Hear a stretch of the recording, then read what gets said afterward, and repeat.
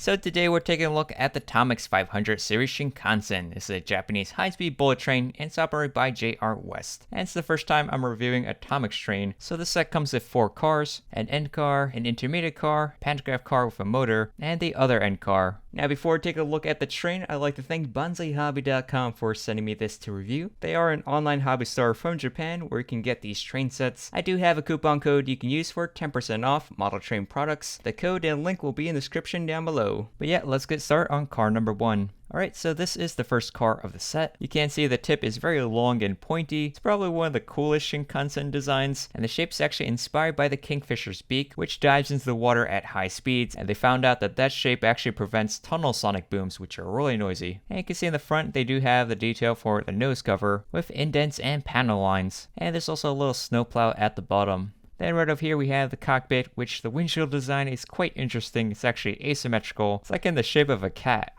And in the front we have the headlights, the taillights, and there is a driver's seat, but it is kind of hard to see. This whole section is painted black, while the rest has this light lavender blue livery. And over here there is a cover around the front truck, which is kind of tucked in there. Then we have the JR logo for the West Japan Railway. Then next up we have a doorway, which the top of it is actually pointed like a triangle. It's also interesting the window has a silver edge around it. Then on the sides we have some molded in grab irons, a door handle, and some footsteps, which do stick out. And there's also this long railing that goes across all the way to the back. There also is this gray and blue stripe, which the blue is actually a different color from the one on the top. And inside you can see the interior does have some seating, which are in this purplish pink color. And below the window level, it's actually pretty much all flat across. And the sides are actually curved, so it's like a cylindrical shape. At the bottom we have molded in detail like holes, vents, panel lines. And here's the rear truck, which is actually exposed compared to the one in the front, which has a cover. And here's the back door. This is car number 1, no smoking. And there's also a rain gutter. And down here the JR logo with the car number. And above we have some indents for the LED displays. Although Tomix doesn't provide any printing, there are aftermarket options, but you do have to cut it out yourself. And if we go to the back, we have this mechanism. And this acts as the enclosed gangway, which can swivel from side to side. They also have a part of the doorway still bolted in, some detail to the side. And at the bottom we have this coupler, which is pretty unique. Tomix made it so it can share power in between cars, which people have said Tomix trains run really well even on dirty track because of this feature, so let's see how that goes. Also, when you move the coupler, it also moves the bogies, so they're kind of attached. So here's how it looks like on the other side. The bottom part is a little bit different with no vents, but other than that, it's pretty much the same thing. Alright, now let's go check out the roof. Alright, so on top we have these 2 squares, along with some lines, and it does have a texture to it. There also is a divot where the sprue point was. And then in the back, the lines continue, and there's another square. Alright, now let's go check out the bottom. So in the front we have that pointy nose and these 2 black screws, and then we have the wheels, which are really shiny. Over here it says Tomix, which is owned by Tommy, a Japanese toy company. They also make the plow rail. Then in the back we have the rear truck with the coupler. You can see they move together, but if I hold it down it can still move a little bit.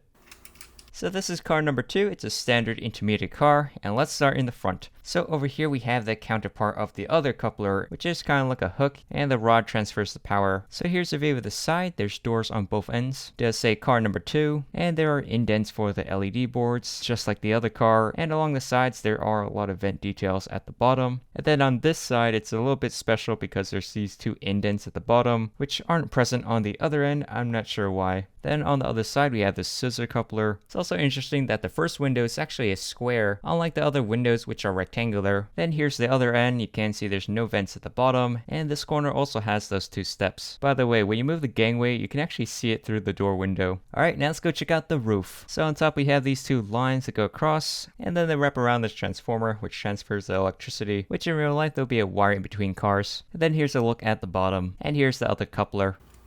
Alright, now we reach car number 5. This is the pantograph car. In the front we have the scissor coupler, and it's a pretty large gap. And also this car is the power car, so you can see the bogie is bulkier. Then let's make our way down the car, and there's that square window again. Then over here we have the hook coupler. Then here's the other side. Again, the difference is just the bottom vents. Then over on top we got that transformer, and this time it has a wire and it goes all the way across to where the pantograph is, which has this pretty nice streamlined cover with this bump in the back. Alright, so over here we have the pantograph, which draws power from the overhead lines, and it does have a fair amount of detail here, like this white piece. Now to activate it, you'll just pull here, but then these pegs start popping out, so you do want to push it down while you're pulling it out. And there we go, here is the activated pantograph. You may notice it's actually quite thick, and this is actually because it's an older style pantograph on the original 500 series, but later they were retrofitted with the modern ones.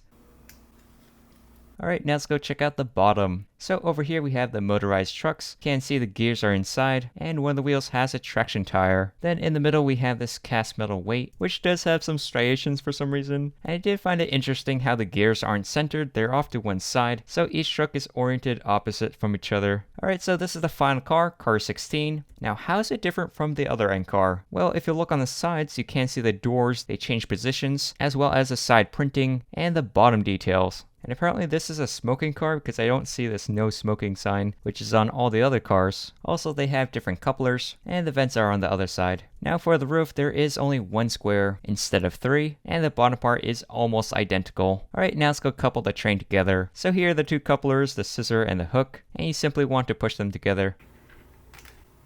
Just like that, and then here's the range of motion. And you can see this is how they transfer the power between the cars.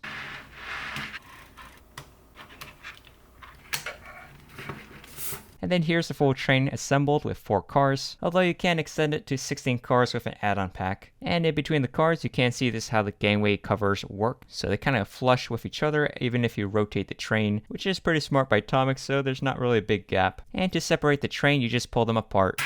Alright, now let's compare it to my other N Scale Shinkansen, which the rest are by Kato. So first we have the N700 from JR Central, then we have the E5 Hayabusa and the E6 Komachi, and they're both JR East, while this one is the 500 series Nozomi from JR West, and this is our first Tomix train. And from the profile view, you can see they're all pretty unique and different. The 500 series is really long and pointy, while the E6 added this bill to it, which is longer in the E5, while the N700 is pretty short. I do find it pretty funny how they're all in different colors and styles, and that's what I like about Shinkansen. There's just so much variety. Alright, now let's go check out the gangways. So like I said before, the 500 has the folding mechanism, which is great because it's adjustable, while on the E5 and the E6 by Kato, you can see the gangway in between, but if you look at a real Shinkansen, this part is covered up. Now someone did comment before that they do have the covers, it's just really thin on the very edge of the car, but yeah, it's not going to cover up the sides. However, on the N700, Kato actually experimented with this enclosed gangway, which is a pretty cool idea, which doesn't really leave any gap. So one big difference between Kato trains and Tomix trains is that Tomix trains actually run power through their couplers, which people have said Tomix trains run better because they pick up power from all cars, while on Kato the couplers are just for connecting the train together, not transferring power, and they look like actual couplers. Now one flaw about Tomix is that they don't include printing for the LED displays out of the box, which on Kato they did add for pretty much all the Shinkansen, and if you look at the windshields, the Katos, they do have the set number written in the corner. But if you look at the Tomix, you can see that number is missing. Now Tomix does have these details, but you do have to get the add-on set. Now for the pantographs, again I said the 500 is pretty old design with this thick bar at the bottom, while the other Shinkansen have the modern thin arms. Now one thing I've noticed is that these Shinkansen have antennas on the roofs, and for the 500 series, it's actually tucked into the pantograph cover, which is this piece here. However, on Tomix, the shape isn't quite right, it's a bit chunky. Now, underneath the N700, you can see some ribbing that Kato added, and on the E5, there's some panels, and on the E6, there's these narrow boxes. And for the Tomix, underneath, there's practically nothing, it's just smooth with these 2 screws, and I feel like they didn't really care about what the bottom looks like. But to be fair, you probably won't see the bottom of a Shinkansen.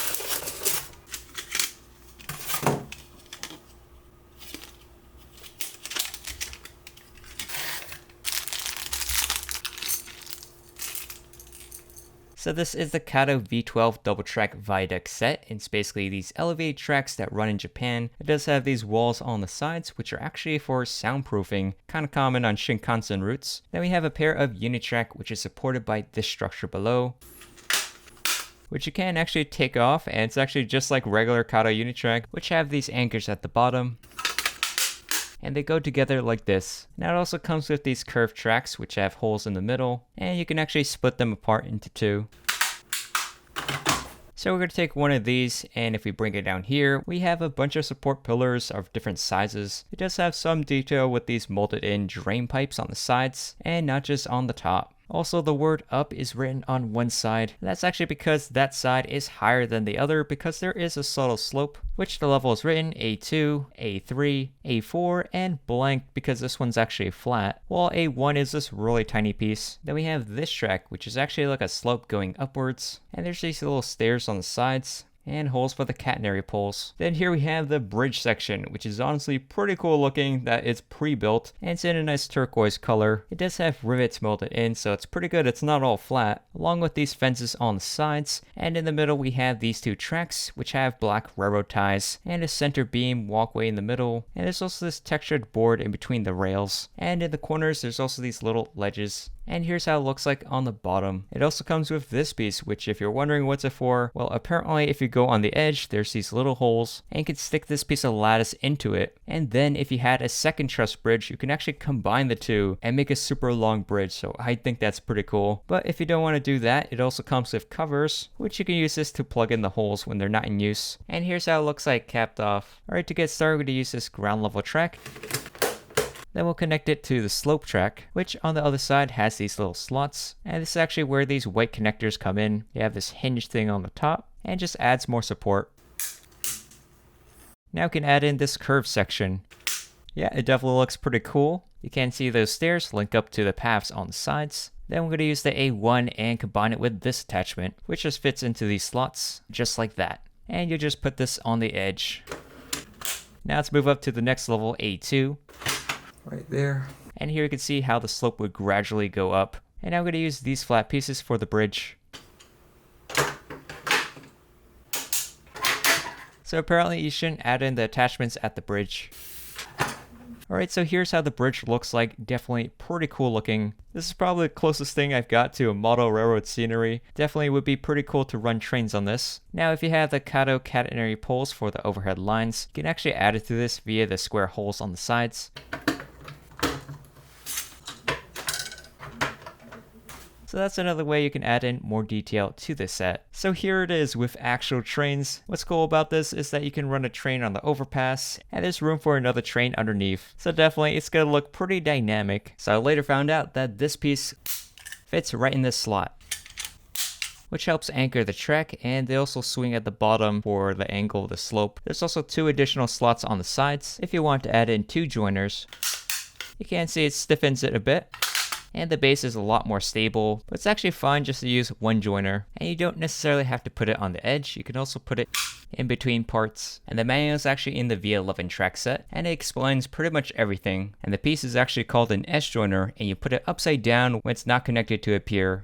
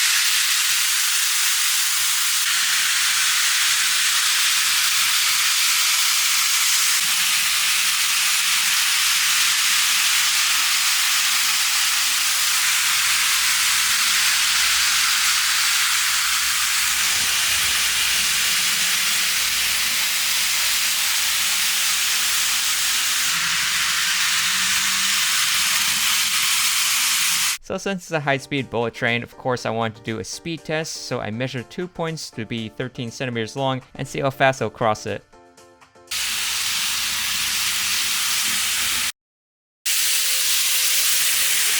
So for the results, it took 0.137 seconds to cross it, which is around 3.4 kilometers an hour. Converted to real-life scale is 546 kilometers an hour, which the real 500 series goes 300 kilometers an hour, so it's actually 246 kilometers faster. And converted to freedom units, it is 339 miles per hour, which actually beats the Kato E5 and the E6 by 3 miles. So the Tomix 500 series is actually the fastest train I have, but just barely. It is in the margin of error.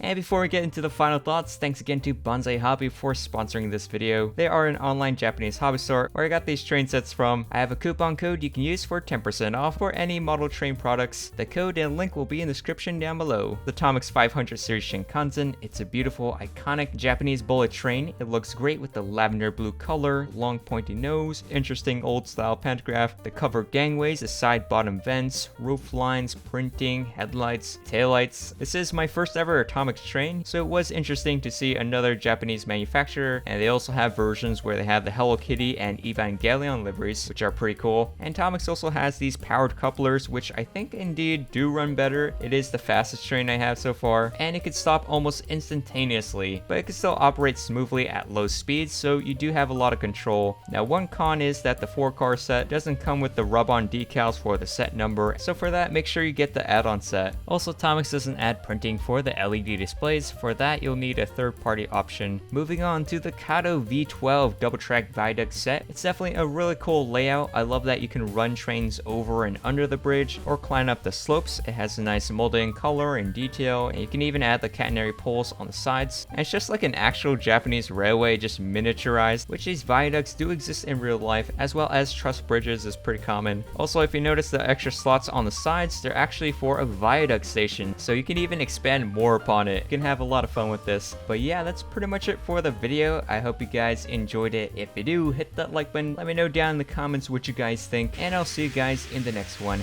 Bye.